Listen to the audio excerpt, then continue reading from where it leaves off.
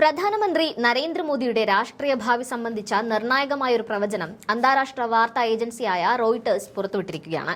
2026 ആകുമ്പോഴേക്കും നരേന്ദ്രമോദി തന്റെ പ്രധാനമന്ത്രി പദവി ഒഴിയാൻ സാധ്യതയുണ്ടെന്നും ഇന്ത്യ അടുത്ത ഒരു നേതൃത്വത്തെക്കുറിച്ച് ചിന്തിച്ചു തുടങ്ങുമെന്നുമാണ് റോയിട്ടേഴ്സ് ബ്രേക്കിംഗ് ന്യൂസ് റിപ്പോർട്ട് ചെയ്യുന്നത്. മോദിയുടെ മൂന്നാം ഊഴം പകുതി പിന്നിടുന്നതോടെ ഭരണവിരുദ്ധ വികാരം ശക്തമാകുമെന്നും ബിജെപിക്ക് ഒറ്റയ്ക്ക് ഭൂരിപക്ഷമില്ലാത്ത സാഹചര്യം നേതൃമാറ്റത്തിന് വഴിയൊരുക്കുമെന്നുമാണ് ഈ റിപ്പോർട്ട് വ്യക്തമാക്കുന്നത്. എന്നാൽ ഇതൊരു അന്താരാഷ്ട്ര ഏജൻസിയുടെ പ്രവചനം എന്നതിലുപരി സംഘപരിവാർ പാളയത്തിൽ കാലങ്ങളായി പുകയുന്ന ആഭ്യന്തര കലഹത്തിന്റെ പുറത്തുവരവാണെന്നാണ് രാഷ്ട്രീയ നിരീക്ഷകർ വിലയിരുത്തുന്നത്. നരേന്ദ്രമോദിയും RSS നേതൃത്വവും തമ്മിലുള്ള ബന്ധം അത്ര സുഖകരമല്ല എന്ന വസ്തുതകൾ ഇപ്പോൾ മറനീക്കി പുറത്തുവരികയാണ്.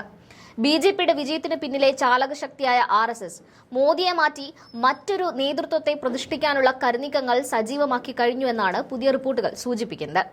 ബിജെപിയുടെ നാഷണൽ വർക്കിംഗ് പ്രസിഡന്റായി RSS പശ്ചാത്തലമില്ലാത്ത ഒരാളെ നിയമിച്ചതും സംഘടനയുടെ താൽപര്യങ്ങൾ സംരക്ഷിക്കുന്ന മഹാരാഷ്ട്രയിലെ നേതാക്കളെ തഴഞ്ഞതും അസ്വാരസ്യങ്ങൾ വർദ്ധിപ്പിച്ചു.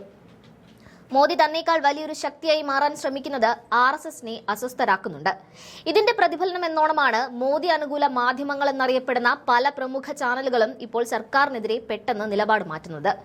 അർണബ് ഗോസ്വാമിയെ പോലുള്ളവരും സുദർശൻ ചാനൽ പോലുള്ള മാധ്യമങ്ങളും മോദി സർക്കാരിനെതിരെയും അദാനി ഗ്രൂപ്പിനെതിരെയും വാർത്തകൾ നൽകി തുടങ്ങുന്നത് RSSന്റെ ബാക്കപ്പ് ഇല്ലാതെ സംഭവിക്കില്ല എന്നതാണ് യാഥാർത്ഥ്യം. റോയിട്ടേഴ്സിന്റെ പ്രവചനങ്ങളെ ശരിവെക്കുന്ന തരത്തിലാണ് ഈയിടെ ചില പ്രമുഖ നേതാക്കളും പരസ്യമായി മോദിയെ വിമർശിച്ച് രംഗത്തെത്തിയത്. രാജ്യസഭാ എംപിയായ അനന്ത് മഹാരാജ് എന്ന നാഗേന്ദ്ര റോയ് ഇക്കഴിഞ്ഞ ദിവസം മോദിയെ പാകിസ്ഥാനി എന്ന് സംബോധന ചെയ്തിരുന്നു.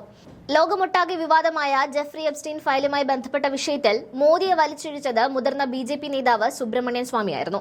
മോദിയെ ബ്ലാക്ക്മെയിൽ ചെയ്യാൻ കഴിയുന്ന രേഖകൾ അമേരിക്കൻ ഏജൻസികളുടെ കയ്യിലുണ്ടെന്ന ഗുരുതരമായ ആരോപണമാണ് സ്വാമി ഉയർത്തിയത്. ഇത്തരത്തിൽ സ്വന്തം MPമാരും മുതിർന്ന നേതാക്കളും ഉയർത്തുന്ന കടുത്ത പ്രതിഷേധങ്ങളും RSS നേതൃത്വത്തിന്റെ താൽപര്യക്കുറവും ഒരുമിച്ച് ചേർത്ത് വായിക്കുമ്പോൾ റോയിട്ടേഴ്സ് പ്രവചിച്ച നേതൃമാറ്റം 2026 തന്നെ സംഭവിക്കാനുള്ള സാധ്യതകളാണ് തെളിയുന്നത്. സ്വതന്ത്ര ഇന്ത്യയുടെ ചരിത്രത്തിൽ ഏറ്റവും കൂടുതൽ കാലം രാജ്യം ഭരിച്ച ജവഹർലാൽ നെഹ്റു 16 വർഷവും 286 ദിവസവുമാണ് അധികാരത്തിലേറുന്നത്. ഇന്ദിരാഗാന്ധി വിവിധ കാലയളവുകളിലായി 15 വർഷവും 350 ദിവസവും പ്രധാനമന്ത്രി പദവി അലങ്കരിച്ചു.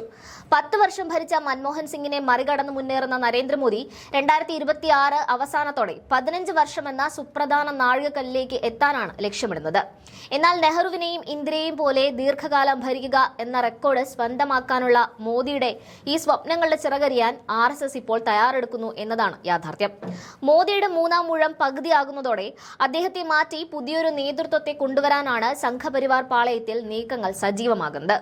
നരേന്ദ്രമോദി പ്രധാനമന്ത്രി സ്ഥാനത്ത് നിന്ന് മാറണമെന്നത് RSSന്റെ കൂടി താൽപര്യമാണെന്ന് പ്രമുഖ രാഷ്ട്രീയ നിരീക്ഷകരും ചൂണ്ടിക്കാണിക്കുന്നു.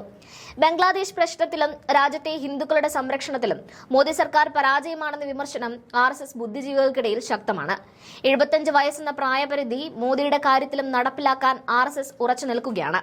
2026 മോദി പദവി ഒഴിയുകയാണെങ്കിൽ പകരക്കാരനായി BJPയിൽ നിന്ന് അമിത്ഷാ, ദേവേന്ദ്ര ഫഡ്നാവിസ് എന്നിവരുടെ പേരുകളാണ് ഇപ്പോൾ ഉയർന്നു കേൾക്കുന്നത്. അതല്ലെങ്കിൽ സഖ്യകക്ഷികളുടെ പിന്തുണയോടെ ചന്ദ്രബാബു നായിഡുവിനെ പോലെയുള്ളവർ നേതൃത്വത്തിലേക്ക് വരാനുള്ള സാധ്യതയും റിപ്പോർട്ട് മുന്നോട്ട് വെക്കുന്നുണ്ട്. പ്രതിപക്ഷത്തു നിന്ന് രാഹുൽ ഗാന്ധിയോ പ്രിയങ്ക ഗാന്ധിയോ അധികാരത്തിലെത്തുന്ന ഒരു സാഹചര്യം ഉണ്ടായാൽ അതിന് തടയിടാൻ മോദിക്ക് പകരം പുതിയൊരു മുഖത്തെ അവതരിപ്പിക്കണമെന്നതാണ് RSS നിലപാട്. അമേരിക്കൻ പ്രസിഡന്റ് ഡൊണാൾഡ് ട്രംപുമായുള്ള മോദിയുടെ വ്യക്തിപരമായ അടുപ്പവും ഇതിനിടയിൽ ചില ചർച്ചകൾക്ക് വഴിയൊരുക്കുന്നുണ്ട്. പാകിസ്ഥാനുമായുള്ള വെടിനിർത്തൽ ഉൾപ്പെടെയുള്ള കാര്യങ്ങളിൽ ക്രെഡിറ്റ് എടുക്കാൻ മോദി സർക്കാർ ശ്രമിക്കുമ്പോൾ അതിന്റെ യഥാർത്ഥ സൂത്രധാരന്മാർ ട്രംപ് ഭരണകൂടമാണെന്ന അമേരിക്കൻ വേർഷൻ പുറത്തുവരുന്നത് ഇന്ത്യയെ പ്രതിരോധത്തിലാക്കുന്നു. RSSനെ സംബന്ധിച്ചിടത്തോളം ട്രംപുമായി നല്ല ബന്ധം വേണമെന്നുണ്ടെങ്കിലും അത് മോദി എന്ന വ്യക്തിയിലൂടെ മാത്രമാകരുത് എന്ന നിർബന്ധമുണ്ട്. ചുരുക്കത്തിൽ മോദിയുടെ പ്രഭാവം കുറയുന്നതും BJPയുടെ ഒറ്റയ്ക്കുള്ള ഭൂരിപക്ഷം നഷ്ടപ്പെട്ടതും സംഘടനയ്ക്കുള്ളിലെ എതിരാളികൾക്ക് വലിയ ആയുധമായി മാറിയിരിക്കുകയാണ്. 2026 മോദിയെ മാറ്റി നിർത്തി പുതിയൊരു നേതൃത്വത്തെ കണ്ടെത്താൻ RSS തയ്യാറായി കഴിഞ്ഞുവെന്നും അതിന്റെ ഭാഗമായുള്ള പടയൊരുക്കങ്ങളാണ് ഇപ്പോൾ മാധ്യമങ്ങളിലും രാഷ്ട്രീയ വേദികളിലും നമ്മൾ കാണുന്നതെന്നും ഉറപ്പിക്കാം.